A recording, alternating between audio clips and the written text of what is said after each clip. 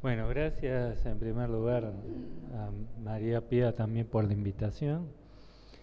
Esto que es casi ya mi segunda casa, ¿no? Bueno, yo lo que voy a hablar hoy es el tema que pensé tratar es cuál es el legado de la Revolución de Independencia al siglo XIX. Y más específicamente, bueno, mi respuesta a esa pregunta es el legado, ¿no?, del siglo XIX es la democracia. ¿Mm? Esto no quiere decir que los sistemas de gobierno que se instauraron en esos años, en el siglo XIX, hayan sido democráticos en cualquier sentido hoy aceptable para nosotros, o siquiera que este haya sido alguna suerte de meta última hacia el cual los desarrollos institucionales producidos a lo largo del siglo tendiesen a converger. Bueno, lo que intento expresar con esta afirmación es que la democracia se va a convertir entonces en el significante en el que se va a venir a condensar el núcleo traumático de la política, o más específicamente de lo político. Bueno, esto se liga a su vez con el tan conocido desencuentro entre liberalismo y democracia. Desde las perspectivas tradicionales de la historia de ideas, el rechazo a la democracia por parte de las élites liberales del período no pareciera plantear ningún interrogante digno de consideración. El mismo trasuntaría simplemente prejuicios antipopulares, los cuales tendrían raíces sociales, culturales o históricas más generales. Sin embargo, así planteada la cuestión, el estudio de los debates suscitados en torno de dicho concepto pierde ya toda relevancia. Esto nos ilustraría simplemente acerca de circunstancias como estos prejuicios que impedirían la correcta comprensión o aplicación práctica del concepto moderno de democracia. Circunstancias todas de orden estrictamente fáctico, pero que no hacen a su mismo concepto.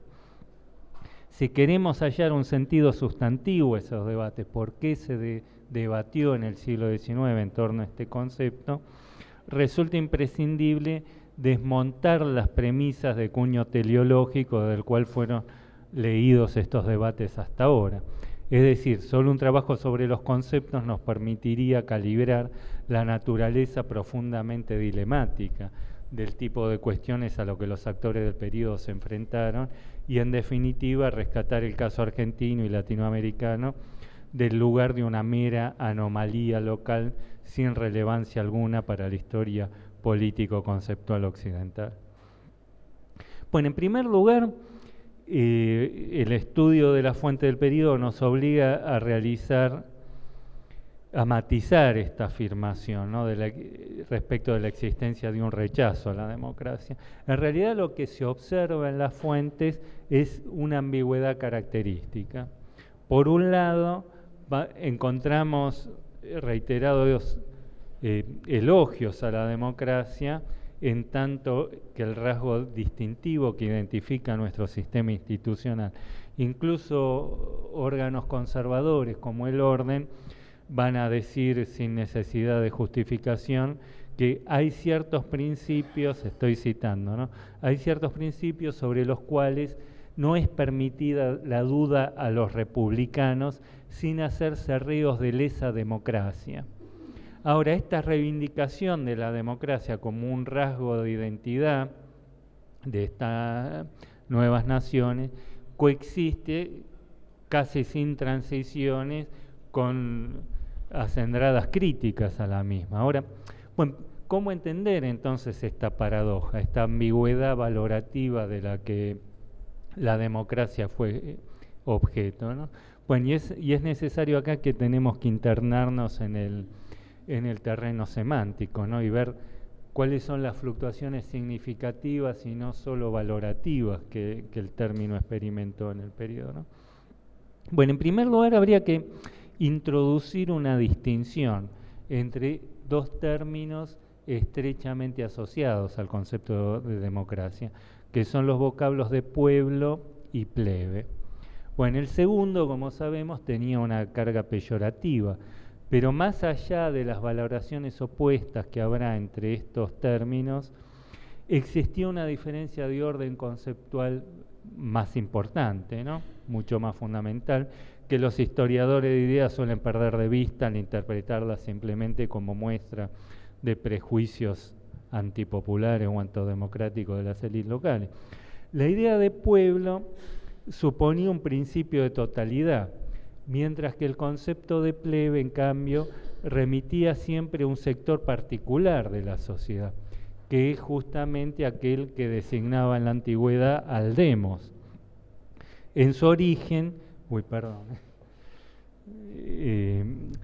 en su origen, decía, la idea de democracia se inscribía, ¿no?, dentro, como seguramente saben, dentro de una teoría de las formas de gobierno, la cual va a proporcionar la matriz fundamental para todos los debates políticos, todavía está bien entrado el siglo XIX, ¿no?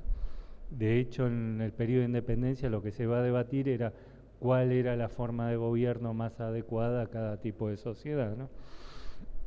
Bueno, esta teoría se articulaba en torno a la pregunta de cuál debía ser aquella parte de la comunidad que debía gobernar al resto, si uno, varios o muchos, siendo que no era en absoluto claro que el gobierno de los muchos, es decir, de la plebe, fuera la mejor de las alternativas, ¿no?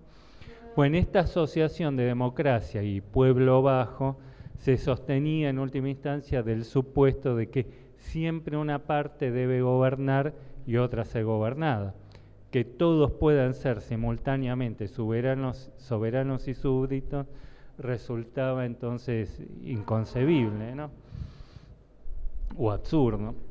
Bueno, a lo largo del siglo XIX, sin embargo, se van a superponer dos sentidos distintos de democracia. Bueno, observando la fuente se ve una doble cadena asociativa, una que lleva, como vimos, a comprender la democracia como solo una forma de gobierno dentro de una teoría de las formas de gobierno, pero por otro lado se la va a interpretar ya como el índice de la soberanía popular. Lo cierto es que a lo largo del siglo XIX ambos sentidos nunca van a llegar a identificarse completamente.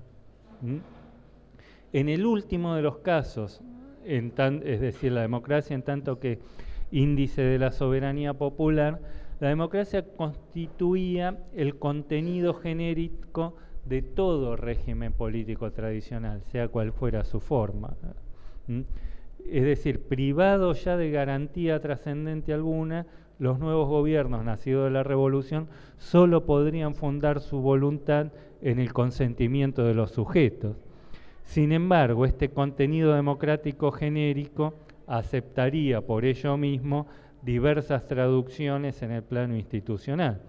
Como decía Alberdi, la democracia reside en la soberanía popular, principio conciliable con todas las formas de gobierno. La misma calidad hereditaria del poder, decía, no desvirtúa la democracia si la sucesión ha sido instituida y puede ser abolida por el pueblo.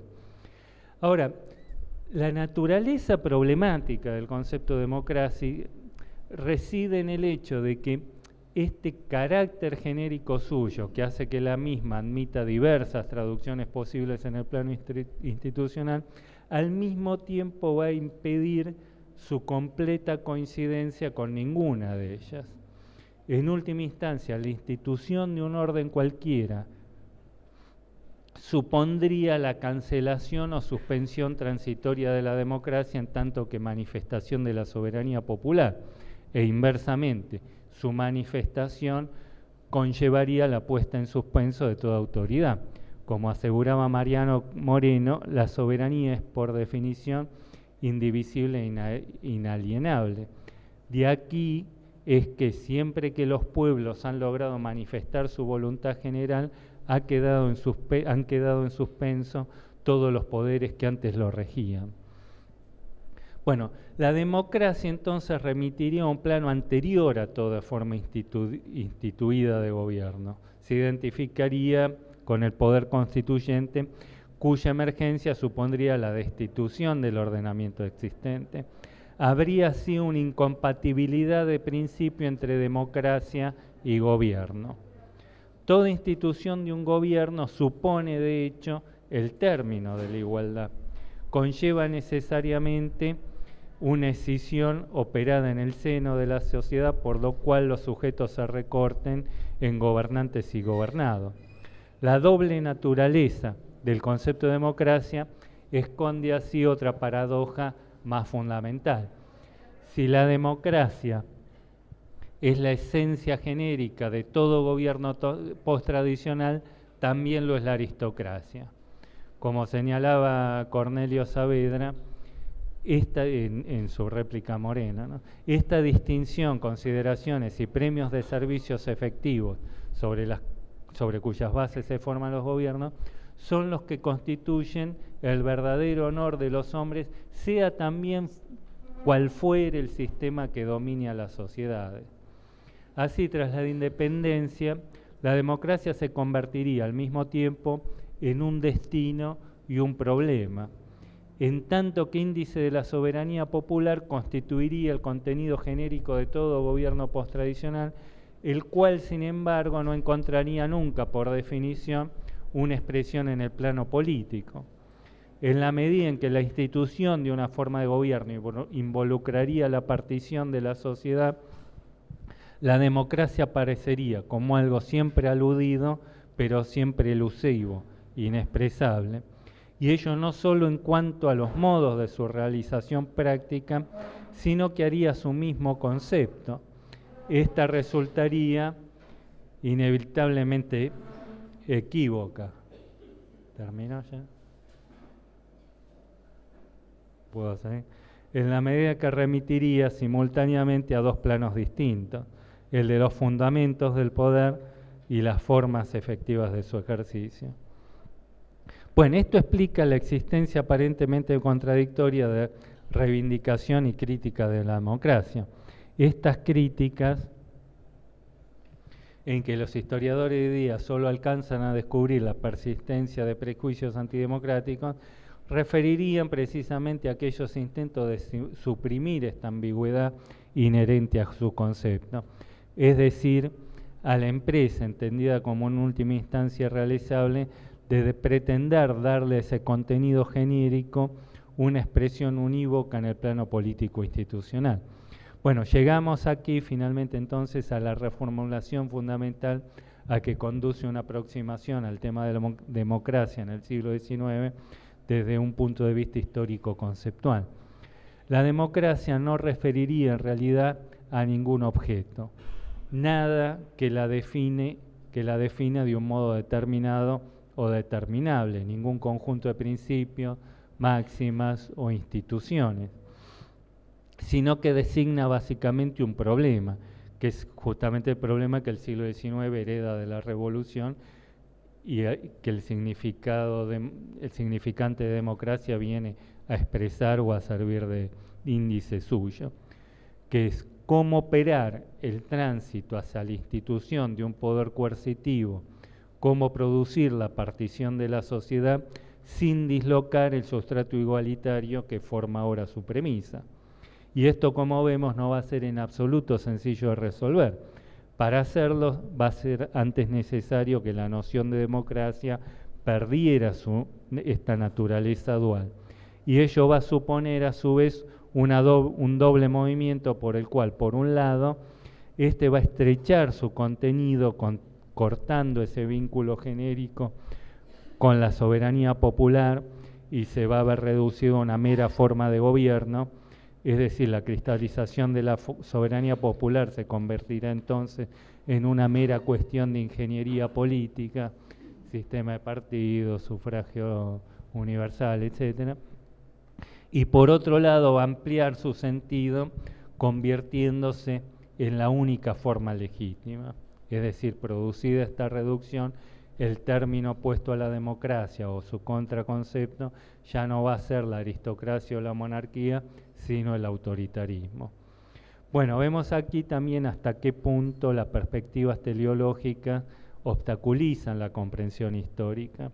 Más que el descubrimiento progresivo de alguna verdad eterna del auténtico sentido de la democracia representativa moderna, los actores del período se enfrentarán a la tarea mucho más ardua de obturar sus inconsistencias inherentes y desarrollar aquellos puntos ciegos a partir de los cuales erigir el conjunto de idealizaciones que permitirán naturalizar expresiones que en su origen eran simplemente contradictorias, como la de democracia representativa.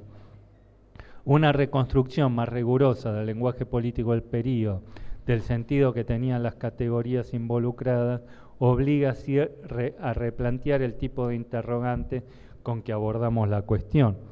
La pregunta que aquí surge ya no es por qué los actores del período no lograron entender o implementar la idea de democracia representativa, a la que se la supone autoevidente, sino cómo explicar esta falla en el proceso de naturalización por el cual el término de democracia va a perder esta doble naturaleza que tenía en su origen.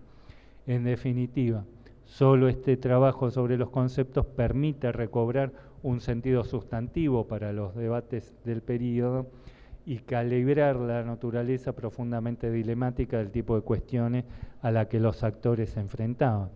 Y de este modo, como decía al comienzo, rescatar también el caso argentino y latinoamericano del lugar de una mera anomalía local sin ninguna relevancia para la comprensión de la historia político-conceptual occidental en general y reinscribirla como parte inherente y constitutiva suya. Gracias.